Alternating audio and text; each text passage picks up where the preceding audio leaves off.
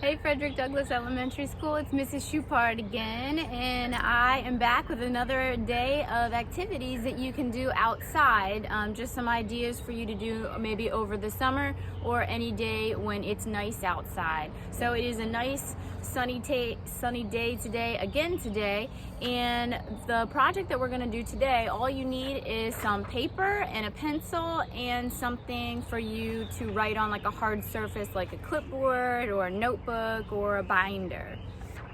What we're going to be doing today is tracing some shadows, and trees make really cool shadows. If you look on the ground, oh, there's my dog too. If you look on the ground, the trees are creating lots of different shadows. And I wanted to try to trace some of these shadows with my pencil and my paper.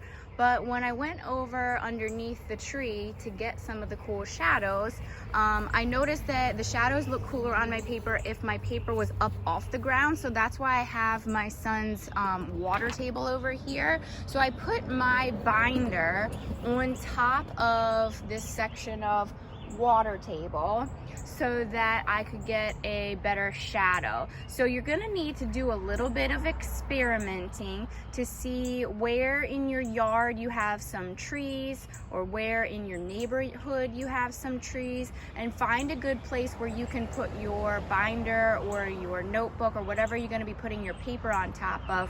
Find a good place to set that where you can find some interesting shadows that you would like to trace.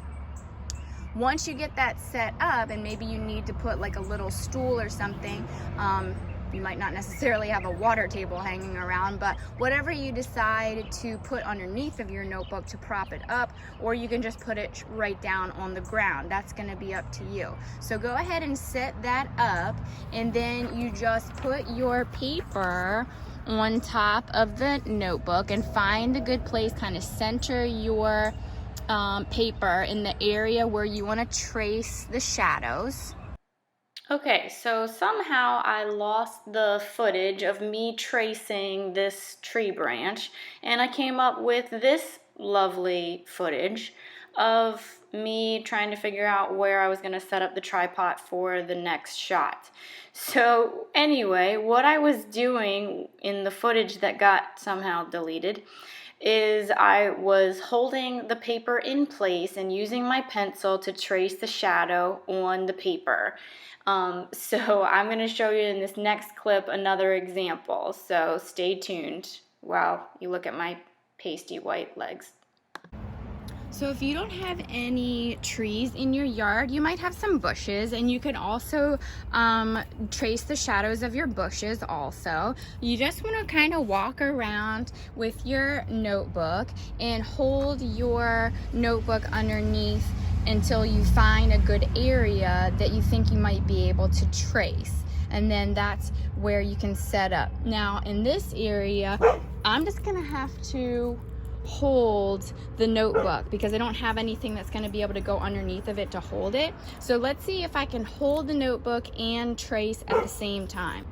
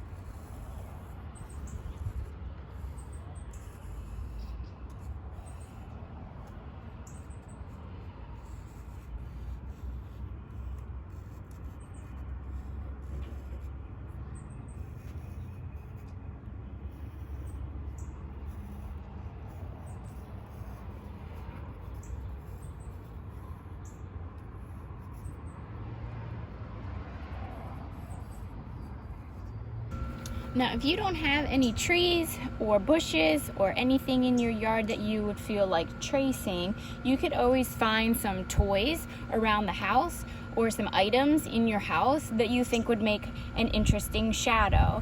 Now, when you set the item, and we're gonna have a horse right now, so if you set the horse down, you're gonna have to look at the shadow that it creates and see if that's the shadow that you want to trace. If I turn him this way, all I'm really gonna be able to trace is like his tail and then this blob underneath of him. So that's not gonna create a very interesting work of art. So you're gonna have to keep moving the horse around until you find a shape that you like. So this would be an interesting shape because you can still see his head and his ear and his tail and his legs. And just keep turning him around until you find the shape that you want. Or the other thing is, if you're really good at tracing things, you could maybe hold him in the air above your paper so that you can get the whole shape. Now, the only problem with that is that you're going to have to move this hand at some point so that you can trace these legs here. So it's going to be a little bit more tricky, but let's see how it goes. Let's just hope my paper doesn't blow away while I'm doing this. So I'm going to hold the horse here and hold down the paper with one hand, and I'm trying not to move because every time I move, then that moves the shadow of the horse.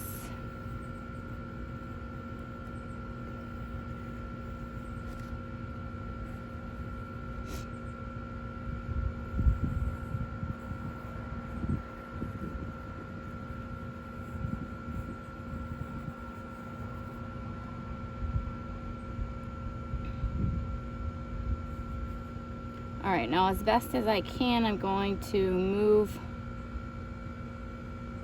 so that I can trace the rest of the hoof. And then that kind of got messed up. Well, we didn't do too bad. His neck kind of got a little wonky.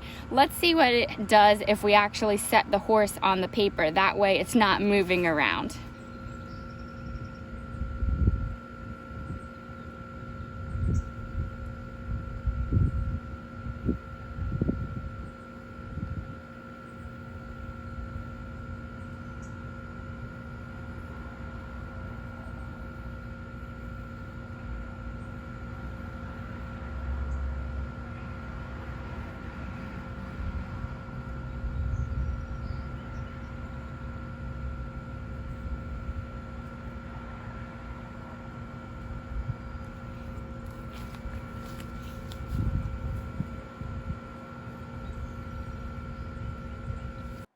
This is what the paper looked like after I traced the first tree branch. Now that you've done your shadow tracing outside, you have lots of different options of what you can do with this piece of paper. You can stay outside and you can try to look at what you were tracing and make this tracing of the shadow look more realistic. You could try to select the colors that are looking like the real tree that we had traced. Or what you can do is you can turn it into some abstract art, and you can select colors that aren't necessarily realistic and color this in to make it look super cool.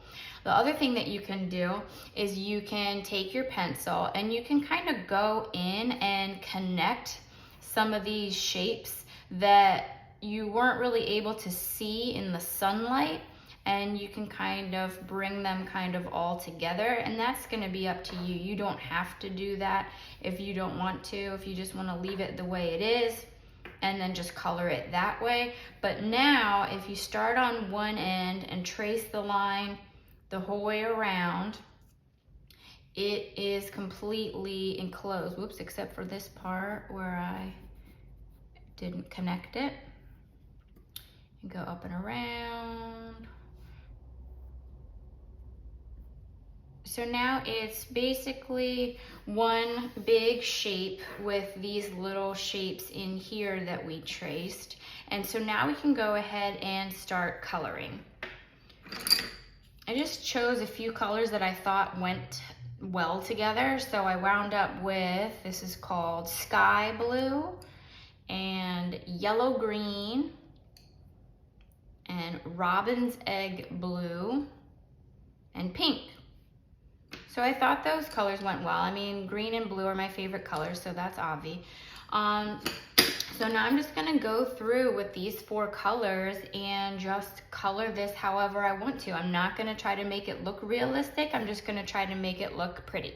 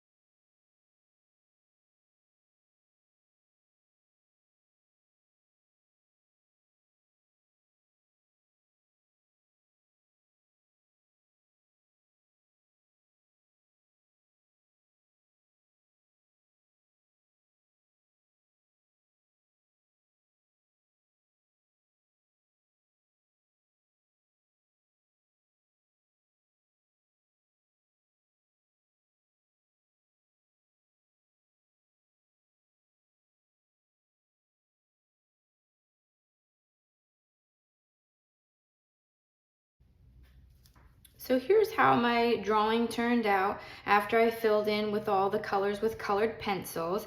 And you don't have to use colored pencils. You could always use markers or crayons or whatever you have at home to color in. And I just chose 4 colors to kind of go back and forth between those 4 colors. I didn't really have any kind of plan, but that's kind of cool. That's kind of what abstract art is. Abstract art does not need to look like anything. It's just random shapes and random colors. And I think that this turned out pretty cool. I even kind of like it if I turn it this way. I think that it even maybe looks like a coral reef if I turn it this way.